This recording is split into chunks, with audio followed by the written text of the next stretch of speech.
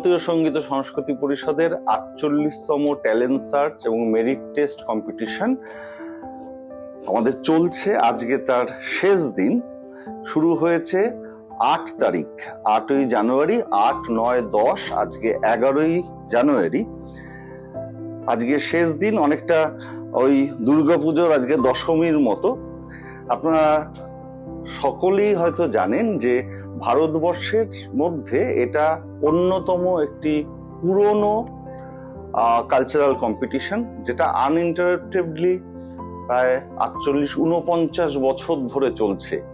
কোভিডের সময় আমরা একটা বছর এটা করতে পারিনি, এবং এই কম্পিটিশনটার জন্য ভারতবর্ষের বিভিন্ন জায়গা থেকে আমাদের ছাত্রছাত্রীরা এসে উপস্থিত হন, তাদের গুরুরা আসেন, তাদের গার্জিয়ানরা আসেন।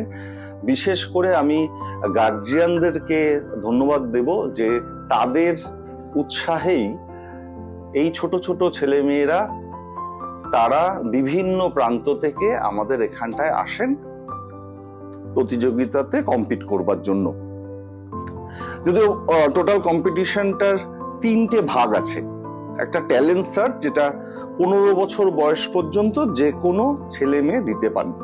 আরেকটা মেরিট টেস্ট, যারা লাস্ট ৩ বছরের মধ্যে 5th ইয়ার বা 7th ইয়ার পরীক্ষা সম্পূর্ণ করেন, বা গ্র্যাজুয়েশন, পোস্ট গ্র্যাজুয়েশন লেভেল যেটা, সেটা কমপ্লিট করেন, তারা এলিজিবল টু অ্যাপ্লাই মেরিট টেস্টে।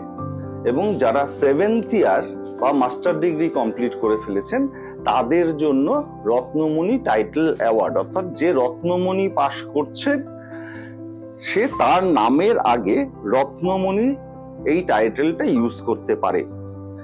তা এই টোটাল কম্পিটিশনটার আজকে শেষ দিন। আগেই বললাম, বিজয়া দশমীর মতো আজকের দিনটা সবার বেশ মন ভারাক্রান্ত। তা আশা করছি যে আমরা আগামী দিনে আমাদের ছাত্রছাত্রীদেরকে আরো সুন্দর একটা প্ল্যাটফর্ম দিতে পারবো। সর্বভারতীয় সঙ্গীত ও সংস্কৃতি পরিষদ তার এই সুবর্ণ জয়ন্তী বর্ষে সবসময় ছাত্রছাত্রীদের পাশে ছিল, আছে এবং থাকবে। নমস্কার।